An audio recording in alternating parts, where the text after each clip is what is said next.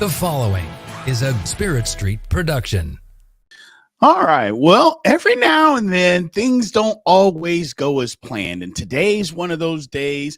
We were going to talk and have Texas Tech on it and talk with Jarret Johnson today, but looks like something obviously has come up. We're not going to do that. So we're going to be taking questions, and me and Fitz are just going to get after it.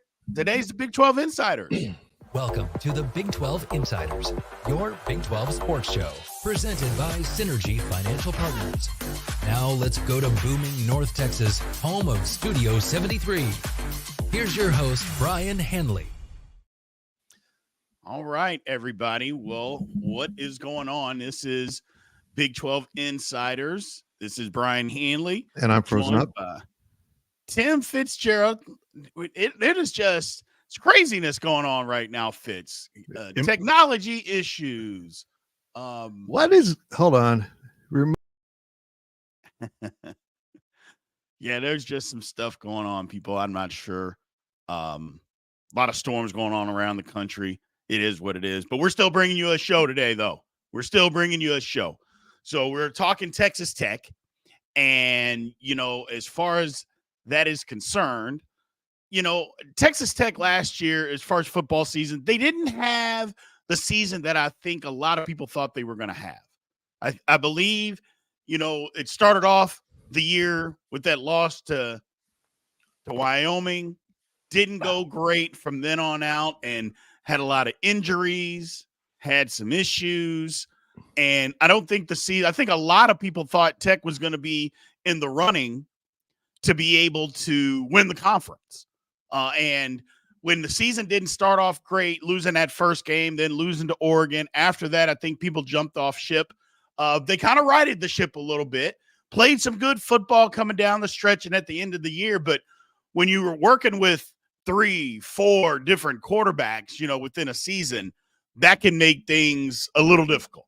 And that's kind of what was going on with Tech last year. Having said that, I think a lot of people think this is going to be a bounce back year. I think Tech is one of those teams that they're not on the outside looking in, but I don't think they necessarily get talked about enough.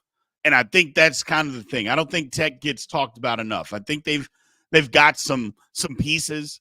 Obviously, they've got a great coach that's in place, but I don't think they get talked about enough. And I think they're one of those teams that can be better than what a lot of people anticipate. I really think they can be.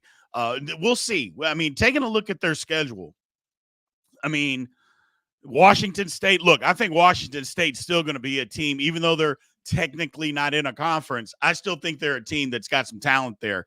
And I think they're going to be a good football team. Plus the game's on the road. After that, you look at their Big 12 schedule, Arizona State, we don't know. Cincinnati, we don't know. Arizona, predicted to be good, but I still believe the word's out on Arizona. They got to prove to me and a lot of people that last year wasn't a fluke. So we'll see. I'm not sure that it is. I think Arizona's a really good team, but you're going to have to show us. Baylor, we don't know. TCU should be better, but that's always a dogfight. Iowa State, we know is going to be very, very competitive. Colorado, we definitely don't know. Oklahoma State, they're going to be good. West Virginia, we don't know. So the schedule actually shapes up to where it could be pretty good, Fitz. Yeah. You know, just looking at what Tech has, it might set up for them to have a good season. Yeah. I hope I'm showing up. I'm lagging big time. Okay. I'll restart my computer at the break. I don't know what's going on. I think the storms did do something weird. But anyhow, I like Tech's schedule. I mean, I think Tech's got the pieces. I love the coach. They just kind of came off the rails last year with some injuries. I think this is going to be a pretty good team. I see them picked, you know, mid to lower in the Big 12, but Tech could be the breakout team very easily that ends up towards the top of the conference by season's end. Yeah. The one thing that hurt them last year, Fitz, was injuries at the quarterback position. You know, you get injuries. That's part of football. That's you have to account for that because it's going to happen with every single football team every single season. But you don't necessarily think you're going to run through 3 quarterbacks. And that's what Tech did. And that was the problem. You know, you can't it's hard to have continuity when your quarterback is constantly hurt. And again, that's not their fault. It's just, how do you have continuity when, okay, you got your starter, he gets hurt. You got your backup, he gets hurt. Now you got a true freshman out there who probably had thoughts about redshirting and not seeing much action at all. All of a sudden, he's your starter. That becomes problems. But the one thing I will give Tech credit for, they put it together. Near the end of the season, they were playing some pretty good football. They were. And I had picked them to play in the Big 12 championship. I was one of those. Right. But you can never tell how a season unfolds. You get an early loss, you get some injuries, and you can come unraveled. But to their credit, they kind of regained their composure. Again, I think Tech's going in the right direction, and these stadium improvements are going to, really boost the atmosphere there. The stadium was a little bit run down, and right, it wasn't always the best setup. So I think Tech football is looking up. And I again, when we talk about this Big 12, this new Big 12, we're guessing a lot because we don't know how these pieces will fit together. Maybe the Joel Klatts are right, and Utah is going to just dominate. And I saw our own 24/7 Sports Network list the 3 best quarterbacks as former Pac-12 institutions that just joined the conference. So maybe that's what's in store, is the Pac-12 teams are going to come in and really have their way. I don't believe that, but if anyone's going to compete, it's Texas Tech. And now, it could be Texas Tech, and now Texas Tech it got some interesting future matchups with those Arizona schools. I think that's a good pairing for the conference right there, that they have some adjacent schools outside of the regular footprint of what was originally the Big 12. Yeah, absolutely. Look, Joey McGuire is a good football coach, and he righted the ship. And I just believe they're going to be. I think last year what happened, it happens to a lot of programs, Fitz, is you have some success, you get some expectations put on your head, and then it goes bad early. And that's what happened. It went bad early, and it took them a while. Then injuries hit, and then it just took them a while to get back on track. And it's tough to get back on track when you're on your second and your third quarterback. It's just, It makes it difficult. And that early loss to Wyoming, I think it took all the wind out of their sails. And then they come back in the next week, and they play Oregon nip and tuck, but they still lose at home. First of all, you're not going to be able to convince me that they weren't looking ahead to Oregon after the Wyoming. They blew the Wyoming game because they were looking ahead. You're not going to be able to convince me of that. That happens, but I think that just took the wind out of their sails. It took them a while to get caught up. Then the Big 12 hit, and we know the Big 12 is always going to be competitive anyway. I just feel like it's a bounce back year. And I'm not saying they're going to make the conference, championship, but maybe they will. Yeah. You look at that schedule, I just don't know, Fitz. I see a lot of wins on that schedule that maybe people looking from the outside in, you don't think, oh, maybe they can't win these games. No. I see a lot of wins on that schedule that I just went down again against some other teams that we just don't know about. The Arizona States and the Cincinnatis. Look, and I know a lot of people like Arizona. I just show me that you can do it again, and then I'll be a believer. I'm just not sure yet. I'm not saying they won't, and I'm not bad-mouthing Arizona. I'm just not positive. But Baylor, TCU, Iowa State, Colorado, Oklahoma State, West Virginia, I mean, there's 8 wins that I could possibly see there. Doesn't mean that's going to happen, but I think 8 wins is legitimate. I would agree. I mean, Tech's one of the teams I'm excited to see this year and see how it pans out for them. If hopefully they can stay healthy. And Coach McGuire is the right guy at the right place, and he's doing all the right things. He just needs some fortune. And I tell you, expectations can weigh heavy on a team that in the last few seasons, most of the players aren't used to that. And I think that happened last year. I think you're exactly right about the open of the season.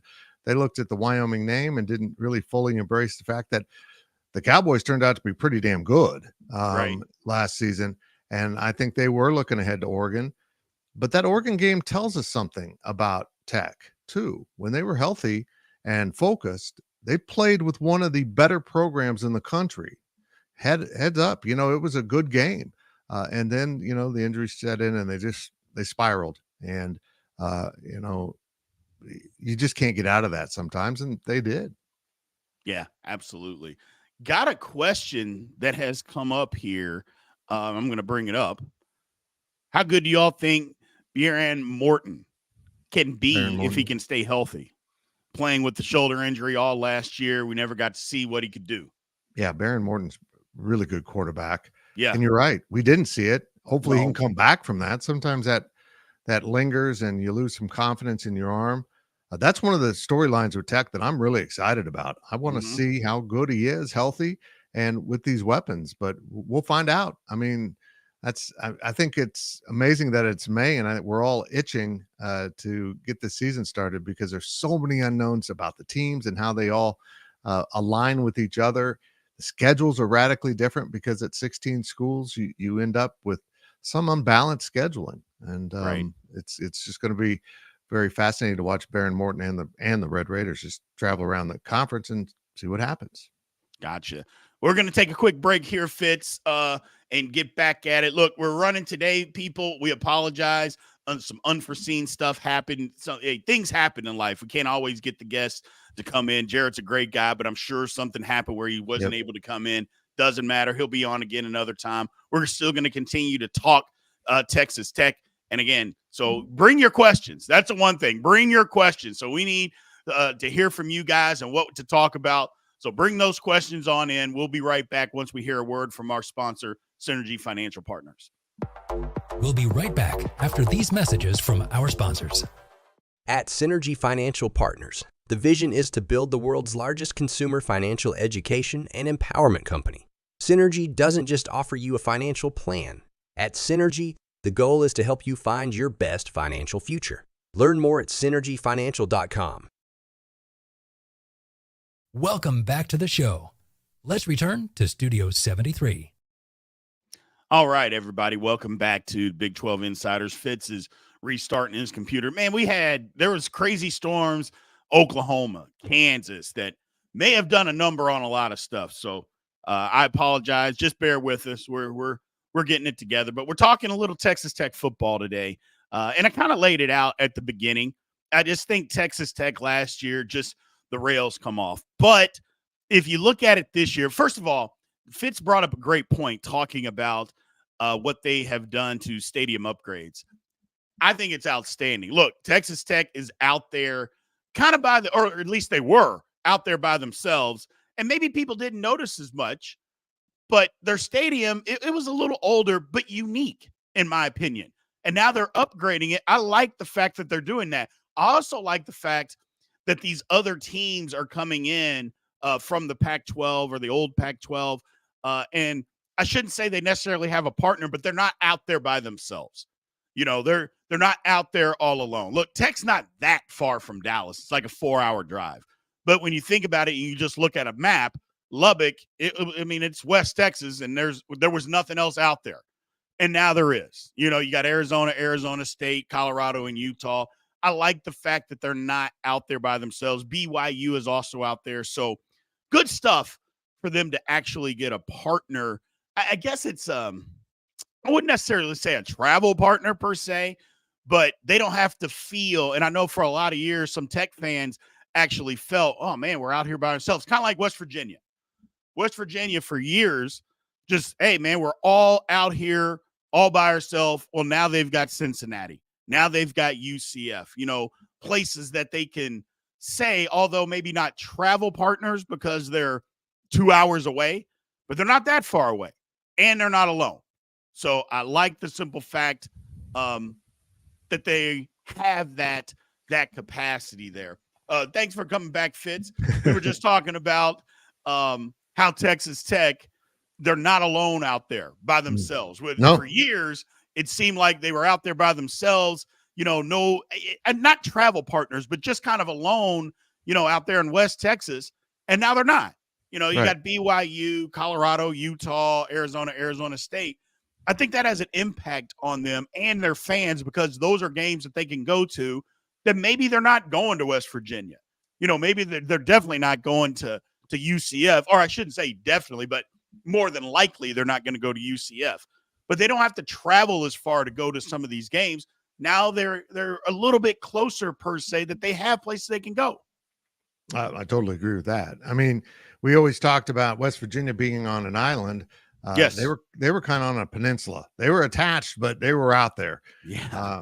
I don't know. I've never traveled to the DFW Metroplex from Lubbock, so I'm not sure how far it is. But it's a 4-hour drive. Yeah, it's like Iowa State and Kansas State. Right. You know, Kansas State's got KU. KU's in between the two and could get easily. Hell, for Kansas State, Stillwater's 2 hours away. You know, it's right. It's amazing how spread out the conference was, and we didn't really recognize it all the time. And now it's really spread out, but it helped Texas Tech because, granted, the Arizona schools are far away too, but it seems more adjacent. And they've got some history there with particularly Arizona that I think is really going to get fired back up. Yeah, absolutely. So let's dive in. I want to answer this one. Let's answer this one. Jose asked this, Big 12 podcast should interview Brett Yormark. Absolutely. Presidents of members and ADs, probably ADs more than presidents. Right. We will get to that. We're only a few months old, 3-4 months old. Yep. Still getting our feet under us. Right now we're in the phase of trying to make sure all the 24/7 sites are engaged and part of this project. We're focusing on that as step one. And honestly, at this point, asking a commissioner of a conference to come on a show that's only been around for a few months and still doesn't even have 1,000 subs, you don't do that. I mean, you can shoot your shot, but it's kind of inappropriate in some ways. Yes. To ask for his time when, you know, you're still growing your show to a degree.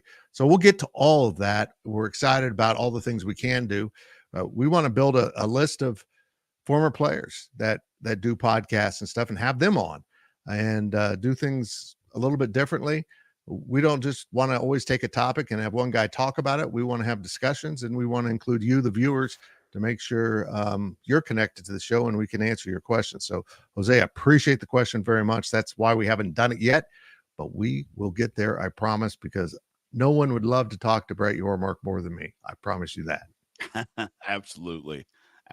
Yeah, that's the thing. We're just in the beginning phase of this. Yeah. We're just starting. And right now, I'll be honest, you know, it's tough on what's going on because there's not a whole lot going on right now.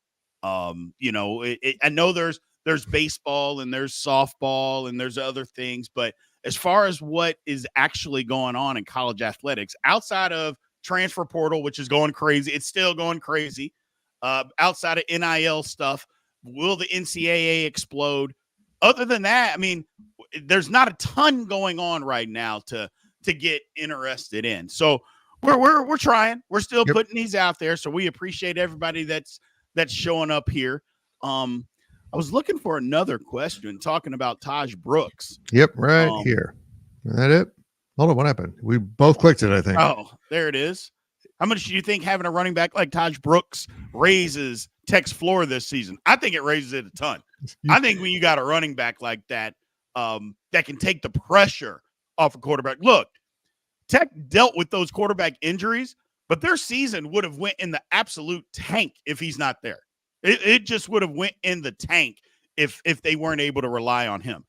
Having a healthy quarterback based on what they're trying to do and having him also in the backfield, that's why I say 8 wins, I don't think is out of the question. Maybe more if they can run the ball like they ran the ball last year.